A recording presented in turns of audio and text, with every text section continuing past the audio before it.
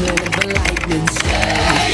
Look at me now, I'm falling. Can't even toss this stuttering. This ground I'm on keeps shaking. Oh, oh, oh. Now all I wanna be, all I ever wanna be, yeah, yeah, is somebody to you.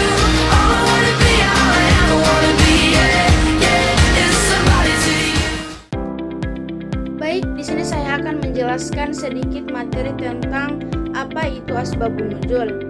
Asbabun nuzul adalah istilah dalam ilmu Al-Quran yang merujuk pada sebab-sebab atau latar belakang yang menyebabkan turunnya ayat atau surah dalam Al-Quran. Kemudian ada juga macam-macam asbabun nuzul.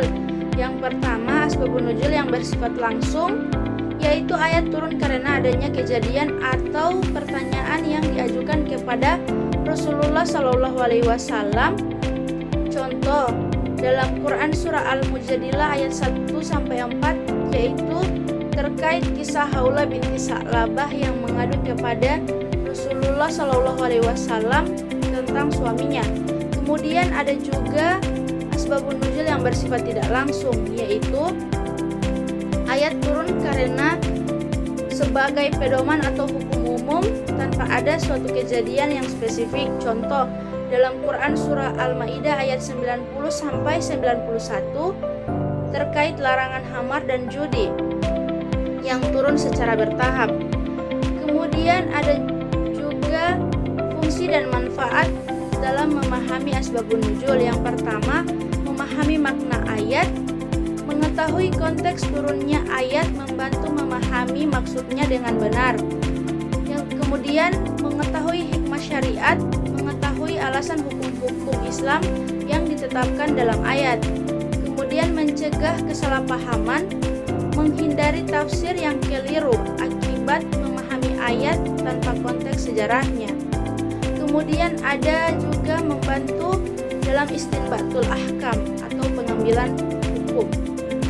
Para ulama menggunakan asbabun nuzul dalam memahami hukum Islam. Kemudian ada juga cara mengetahui asbabun nuzul, yaitu yang pertama berdasarkan hadis sahih diriwayatkan oleh sahabat yang menyaksikan peristiwa turunnya ayat. Kemudian berdasarkan riwayat para tabi'in yang mendapatkan informasi daripada para sahabat. Yang terakhir berdasarkan sejarah yang sesuai dengan kandungan ayat. Baik, sebelum presentasi saya berakhir, di sini saya akan membahas 5 pertanyaan yang diajukan oleh teman-teman. Yang pertama, apa istilah yang digunakan untuk menyebut latar belakang turunnya ayat dalam Al-Quran? Istilah yang digunakan adalah asbabun nuzul, karena itulah istilah dalam Al-Quran yang menjelaskan sebab turunnya ayat. Yang kedua, sebutkan 2 macam asbabun nuzul beserta contohnya.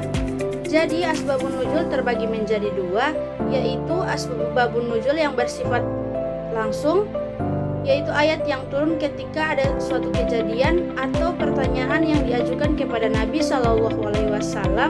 Contoh dalam Quran surah Al-Mujadilah ayat 1-4 terkait kisah Haulah binti Sa'labah yang mengadu kepada Rasulullah SAW tentang suaminya.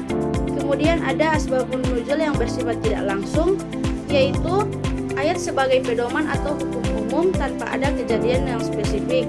Contoh dalam Quran surah Al-Maidah ayat 90-91 tentang larangan khamar dan judi yang turun secara bertahap. Kemudian yang ketiga, apa manfaat mempelajari asbabun nuzul bagi pelajar Al-Quran? Menurut saya manfaat mempelajari asbabun nuzul sangat besar, karena kita bisa memahami ayat dengan lebih tepat, mengetahui asal hukum Islam, serta menghindari salah tafsir.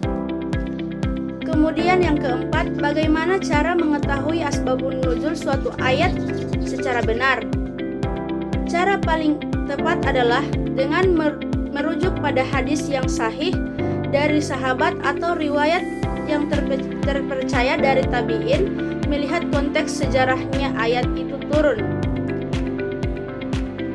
Kemudian yang terakhir, kalau kamu menemukan ayat yang membingungkan, apa langkah terbaik agar tidak salah menafsirkannya? Menurut saya langkah terbaik adalah mencari tahu asbabun nuzulnya terlebih dahulu, lalu melihat tafsir yang dijelaskan oleh para ulama agar tidak salah menafsirkan maksudnya. Baik, sekian presentasi dari saya. Keep shaking, oh,